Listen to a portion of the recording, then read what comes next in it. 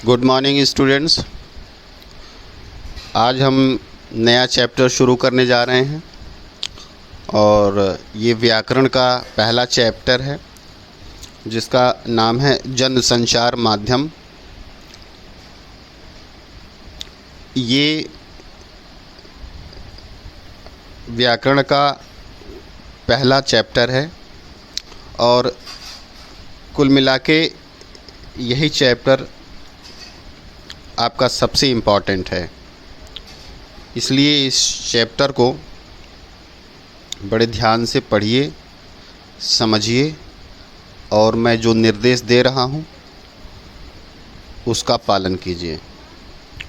इस चैप्टर से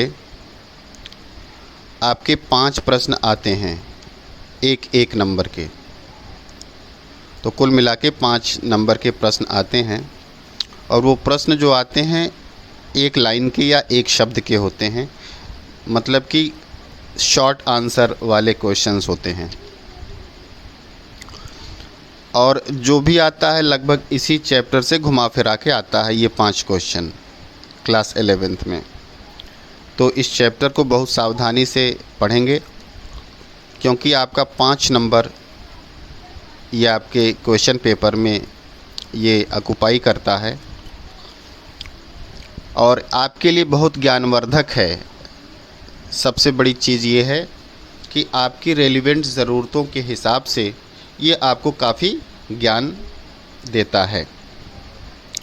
तो ये जो चैप्टर है जनसंचार माध्यम, इस चैप्टर में हम बेसिकली क्या क्या पढ़ेंगे, क्या क्या चीज़ें हम जानेंगे, इसके बारे में हम आपको संक्षिप्त में बता दे रहे हैं। पहला, संचार की परिभाषा और महत्व क्या है। संचार क्या है, इसकी परिभाषा और महत्व क्या है। संचार के कौन कौन से तत्व होते हैं।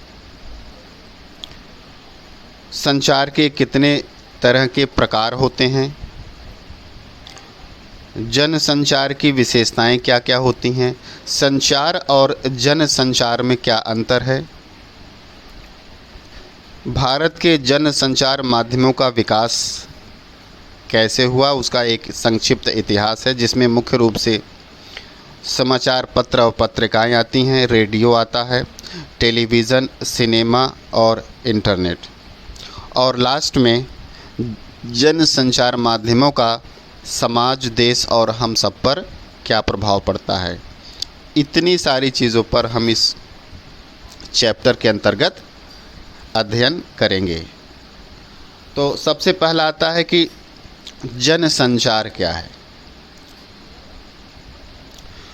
तो जो जन का मतलब जनता और संचार का मतलब है किसी संदेश का, किसी वस्तु का एक स्थान से दूसरे स्थान तक स्थानांतरण, एक स्थान से दूसरे स्थान तक जाना। तो सबसे पहले जन संचार, चूँकि ये चैप्टर का नाम ही है, जन संचार का मतलब समझ लीजिए। अर्थात जो जनता सामूहिक रूप से जिन माध्यमों से संदेश प्राप्त करती है और संदेश भेजती है, उन माध्यमों को जन संचार माध्यम कहते हैं।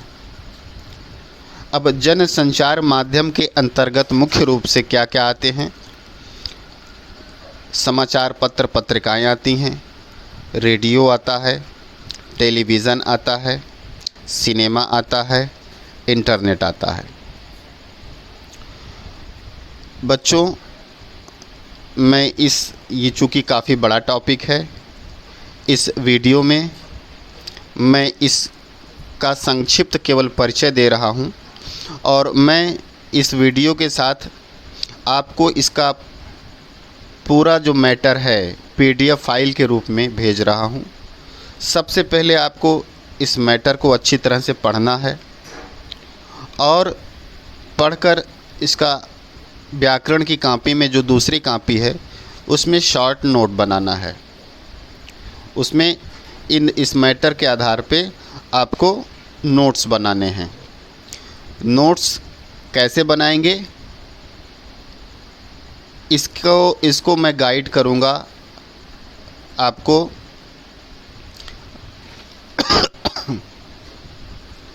जो गूगल मीट क्लास है उसमें मैं आपको गाइड करूँगा कि आपको इस मैटर से नोट्स किन किन टॉपिक्स का बनाना है और कैसे बनाना है।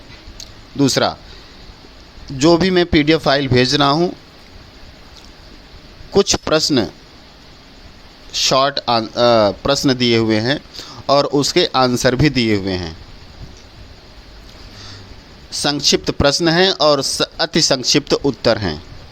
उन प्रश्नों और उत्तरों को आप अपनी कॉपी में अक्षरशः सेम टू सेम लिखेंगे, क्योंकि वह बहुत महत्वपूर्ण हैं और काफ़ी हद तक उन्हीं से घुमा फिरा कर एग्ज़ाम में पूछा जाता है। और जो मैं मैटर भेज रहा हूँ, पहले इसको अच्छी तरह से पढ़िए। पढ़ने के पश्चात उसको जो लास्ट में क्वेश्चन है जिसके आंसर दिए हुए हैं, आप NCERT के बुक वाले प्रश्न नहीं करेंगे कॉपी में, केवल शॉर्ट आंसर करेंगे जो इसमें दिए हुए हैं बुक के लास्ट में। अगर कोई कन्फ्यूज़न है तो गूगल मीट क्लास में आप उसको पूछ सकते हैं। तो इस चैप्टर के लिए इस वीडियो में मैं इतनी ही बात करूँगा और अगली वीडियो में मैं इस चैप्टर से संबंधित जो भी और महत्वपूर्ण चीज़ें हैं उसको मैं एक एक करके कुछ वीडियोस के माध्यम से मैं डिस्कस करूँगा और आप उस वीडियो को अच्छी तरह से देखकर सुनकर आप एक धारणा बनाएंगे, एक कॉन्सेप्ट बनाएंगे कि ये जन संचार माध्यम क्या होते हैं, कैसे काम करते हैं और इनका हमारे जीवन पर क्या महत्व है।